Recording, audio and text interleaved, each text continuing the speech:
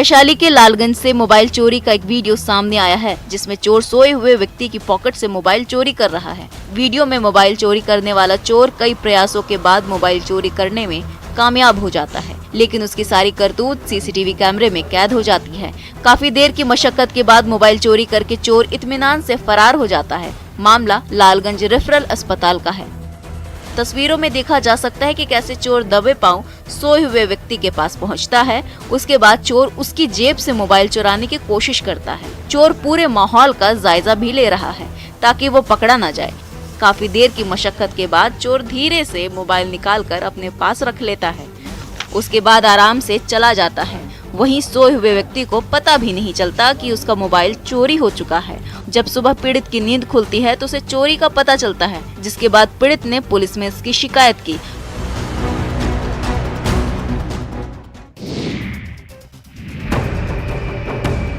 रांची में NH 33 के पास चलती गाड़ी में अचानक आग लग गई। आग इतनी भयंकर थी कि उसने ट्रक को अपनी चपेट में ले लिया, जिससे ट्रक पर रखे सामान पूरी तरह जलकर राख हो गए। नामकुम थाना क्षेत्र के ब्यांग में भिंडी बाजार की ये घटना है। आनंद फानंद में ड्राइवर और खलासी ने आग बुझाने की कोशिश की, लेकिन सफल नहीं हो सके। इसके बाद फायर ब्रिगेड को कॉल किया गया, जिसके बाद फायर ब्रिगेड की टीम ने कड़ी मशक्कत के बाद आग पर काबू पाया, लेकिन तब तक ट्रक में रखे सामान पूरी तरह जल चुके थे। तस्वीरों में देखा जा सकता है कि बीच सड़क पर ट्रक धूं-धूं कर जल रही है। धीरे धीरे आग ने पूरे ट्रक को अपने चपेट में ले लिया।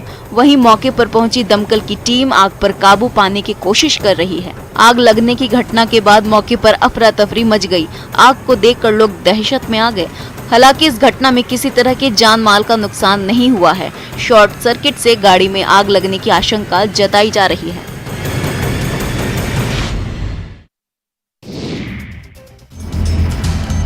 जहानाबाद में अवैध नर्सिंग होम का धड़ल्ले से संचालन हो रहा है।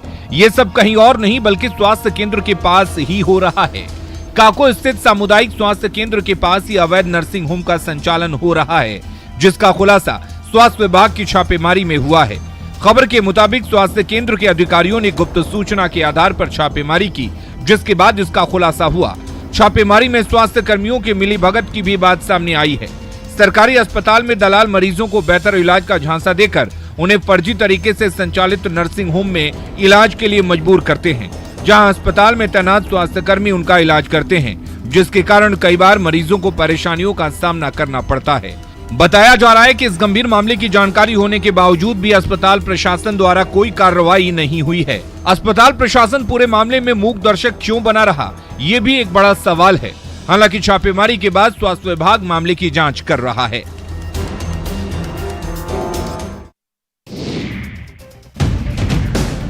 गिरिडीह में बगोदर थाना क्षेत्र के लच्छीबागी में अपराधियों ने दिन दहाड़े फायरिंग की। हालांकि इस घटना में जान माल का कोई नुकसान नहीं हुआ, लेकिन GT रोड के किनारे हुई इस घटना से इलाके में दहशत का माहौल कायम हो गया है।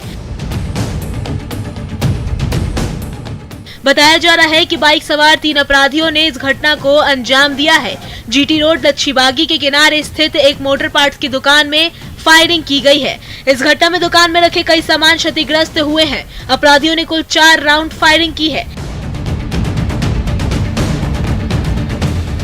घटना की सूचना मिलने के बाद बगोदर थाना प्रभारी नीतीश कुमार मौके पर पहुंचे और CCTV के जरिए अपराधियों की पहचान में जुट गए। मौके से पुलिस ने खोखा भी बरामद किया है। इस घटना के बाद से इलाके में दहशत का माहौल है। वहीं बगोदर विधायक विनोद सिंह ने भी घटना पर दुख जताया है।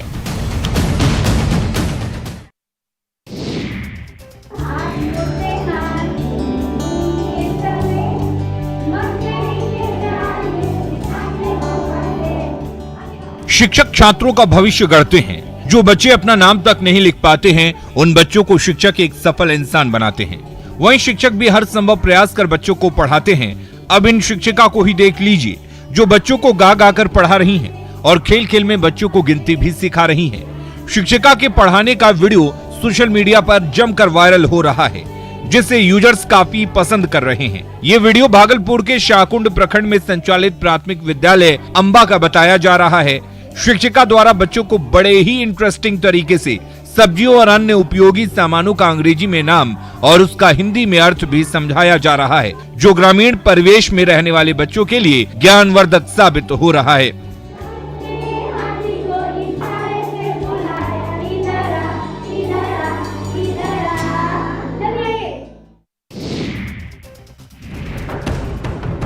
अनगिनत नोट और खनकते सिक्के, जरा जमीन पर रखे इन नोटों को देखिए। देखने वालों की आंखें इन रुपयों की चमक से चौंधिया जाएंगी। इन कड़क नोटों को देखकर हर किसी की नीयत भी डगमगा जाएगी। ये देखिए, जमीन पर बिखरे हैं पैसे ही पैसे। नोटें इतनी हैं कि गिनने वालों के हाथ थक गए हैं, पर नोट हैं कि खत्म होने का नाम नहीं ले रहे। मंदिर प्रांगण में पड़े ये नोट हिंदू धर्म की संपन्नता और आस्था को दिखाते हैं। दरअसल देवघर के बाबा मंदिर प्रांगण में आए भक्तों ने इन पैसों को चढ़ाया है। बाबा मंदिर प्रांगण स्थित सभी दान पात्रों को मंदिर प्रशासन की देखरेख में खोला गया। इसके बाद दान पात्र से निकाली गई राशि प्रशासनिक भवन लाई गई, जहां प्रशासनिक अधिकारियों और पुलिस के साथ सीसीटीवी की निगरानी में इसकी गिनती की गई। दान पात्र से कुल आय 15,46,322 रुपए हुए।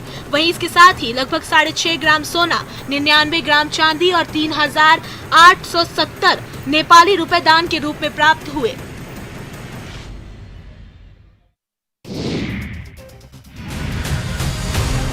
ओडिशा में क्योंझर जिले के गोपालपुर क्षेत्र में सड़कों पर हाथियों के झुंड को देखा गया। हाथी के झुंड को देखकर लोग डरे सहमे नजर आए।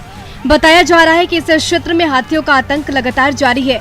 हाथियों के झुंड किसान की फसलों को बर्बाद कर रहे हैं। वहीं रिहायशी इलाके में भी हाथी अब बेधड़क आ रहे हैं। हाथी सुबह नेशनल हाईवे 20 को पार करते देखे गए। उसके बाद से झुंड नेकदागढ़ जंगल में चला गया। वहीं दूसरी तरफ फसल बर्बाद करने के बाद हाथी नदी में अटखेलियां करते नजर आए। कुछ लोगों ने हाथियों के इस झुंड को लुडापानी नुआ गांव के पास विराल नदी में खेलते देखा और इसकी तस्वीरें खींच ली। ये तस्वीरें सोशल मीडिया पर जमकर वायरल हो रही है। हाथियों के पिछले 7 दिनों में घर बर्बाद करने और फसल को हुए नुकसान को देखते हुए लोग दहशत में हैं, तो दूसरी तरफ हाथियों के पानी में खेलने का मनमोहक नजारा देखकर दर्शक मंत्रमुग्ध हो जाते हैं।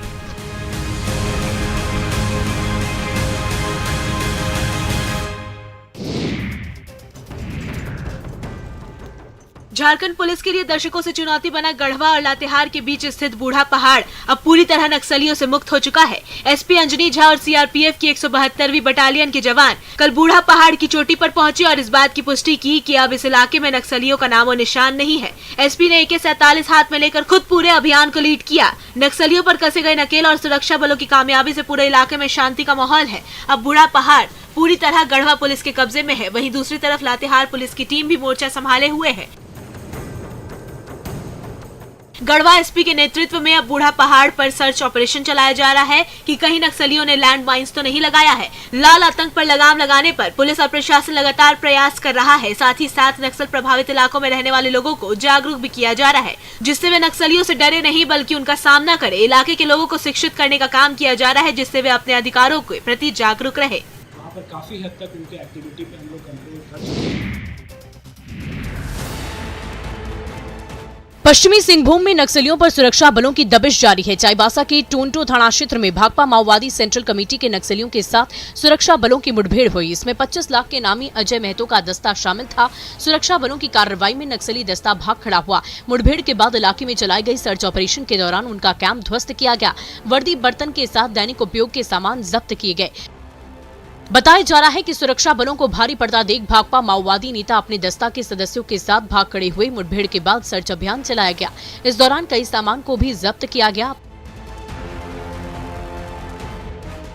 आपको बता दें कि पश्चिमी सिंहभूम सरायकेला खरसावां और खूंटी जिला के ट्राई जंक्शन पर भाकपा माओवादी के 2 सदस्यों को मार गिराने के बाद सुरक्षा बलों के हौसले बुलंद है और सुरक्षा बलों की कार्रवाई से नक्सली बैकफुट पर आ गए हैं, जिससे नक्सल प्रभावित इलाके में अब शांति नजर आ रही है। वहीं इन क्षेत्रों में रहने वाले लोग भी अब भयमुक्त नजर आ रहे।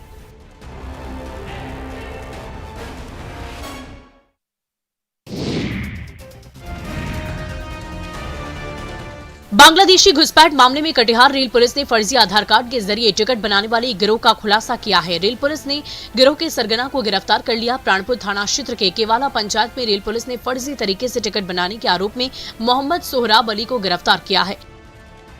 इस दौरान पुलिस ने एक लैपटॉप और 39 आईडी भी बरामद किया। पुलिस ने इस दौरान फोटोकॉपी करने वाली मशीन और कंप्यूटर सहित अन्य चीजों को जब्त कर जांच शुरू कर दी है। दरअसल सीमांचल के इलाके में बड़े पैमाने पर बांग्लादेशी नागरिक अवैध तरीके से घुसपैठ के बाद दूसरे पहचान पत्र के आधार पर तैयार कर रखे गए रेलवे टिकट अधिक दाम में खरीद लेते हैं। उस टिकट को यात्रा के दौरान वैध बनाने के लिए उस टिकट के नाम के अनुसार फर्जी पहचान पत्र बनाया जाता है।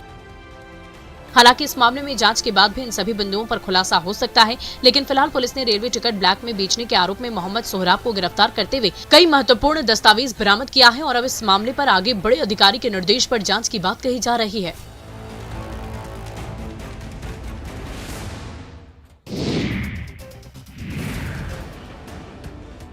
गढ़वा में अनाज की कालाबाजारी करने वालों पर प्रशासन ने बड़ी कार्रवाई की है। भवनाथपुर में गल्ला कारोबारी के ठिकानों पर छापेमारी के दौरान करीब 64,000 क्विंटल अनाज जब्त किया गया।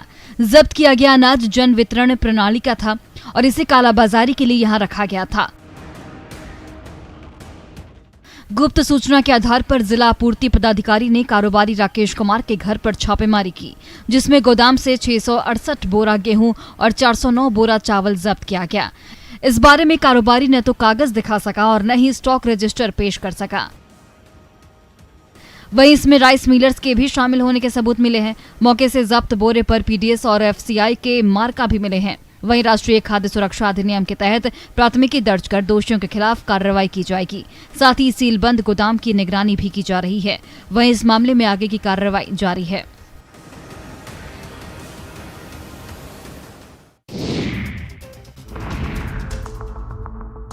लगातार सुर्खियों और विवादों में रहने वाले मुजफ्फरपुर के बाबा साहेब भीमराव अंबेडकर यूनिवर्सिटी एक बार फिर से चर्चा में है, जहां स्नातक की पार्ट 1 में आवेदन करने वाले 28,000 छात्र छात्राएं ट्रांसजेंडर बन गए।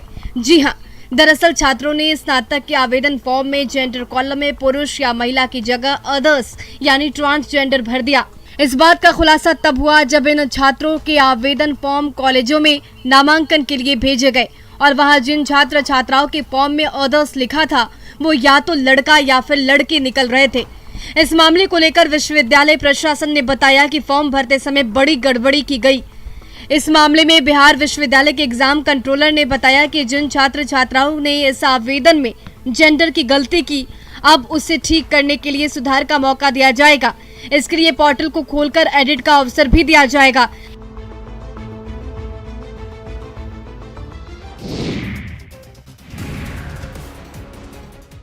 रामगढ़ नगर परिषद के वार्ड नंबर 3 के बोंगावार में 2015 में 40 लाख की लागत से स्वास्थ्य कल्याण केंद्र बनाया गया था। उम्मीद थी कि लोगों को बेहतर स्वास्थ्य सुविधा मिल सकेगी, लेकिन बनने के बाद इस केंद्र का ताला तक नहीं खुल सका। ऐसे में उपयोग के अभाव में स्वास्थ्य केंद्र जर्जर होता जा रहा है। पूरे कैंपस में झाड़ियां उग गई हैं, वहीं खिड़की के शीशे टूट गए हैं, तो भवन के अंदर भी गंदगी फैल गई है।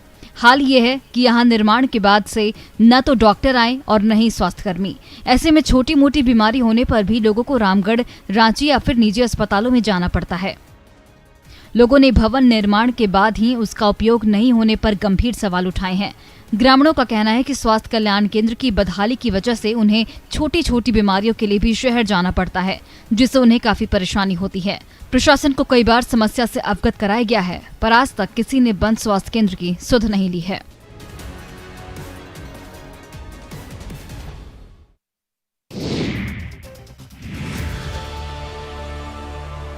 पहले सुखाड़ और अब बाढ़ ने किसानों की कमर तोड़ दी है। बाढ़ में हजारों एकड़ में लगी फसल डूब गई है, जिससे मुंगेर के किसान अब भूखमरी के कगार पर आ गए हैं और इनका हाल पूछने वाला कोई नहीं है। हालांकि गंगा का पानी अब उतरने लगा है, पर खेतों में चढ़ा पानी को निकलने में काफी समय लगेगा, जिससे किसान काफी मायूस है। यही हाल जिला मुख्यालय से लगभग 40 किलोमीटर दूर चोरगांव पंचायत का है, जहाँ किसान फसलों के नुकसान से परेशान है और सरकार से मदद की गुहार लगा रहे हैं। इस इलाके की ज्यादातर आबादी खेती पर आश्रित है और इस बार तो प्रकृति ने किसानों पर जमकर कहर बरपाया है। पहले तो समय पर बारिश नहीं हुई, जिसके कारण खेतों में लगे धान के बिचड़े जल गए और जब किसानों ने महाजन से कर्ज लेकर किसी तरह से खेतों में फसल लगाई तो बाढ़ ने फसलों को ही डुबो दिया।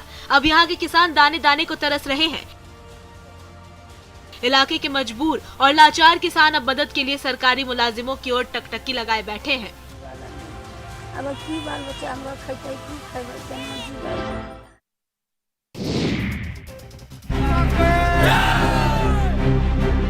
पानी से दुनिया नहाती है पर पसीने से हम नहाते हैं, इसलिए हम अग्निवीर कहलाते हैं। जोश है हम में, हिम्मत है हम में, हम ना हारते हैं ना ही झुकते हैं, क्योंकि हम अग्निवीर जो हैं। रांची के मोरहाबादी मैदान में 5 सितंबर से अग्निवीर भर्ती प्रक्रिया चल रही है। इस बहाली में युवाओं को 1600 मीटर की दौड़ समेत दूसरे फिजिकल फिटनेस की कड़ी परीक्षा से गुजरना पड़ रहा है। जो अभ्यर्थी सफल हो रहे हैं उन्हें अंदर ही रोक लिया जा रहा है, जबकि फिटनेस परीक्षा में असफल रहने वाले अभ्यर्थियों को बाहर निकाला जा रहा। हालांकि बाहर निकलने वाले युवाओं का जोश और जज्बा कहीं से भी कम नजर नहीं आ रहा। वो भारत माता की जय और वंदे मातरम का नारा लगाते दिख रहे हैं।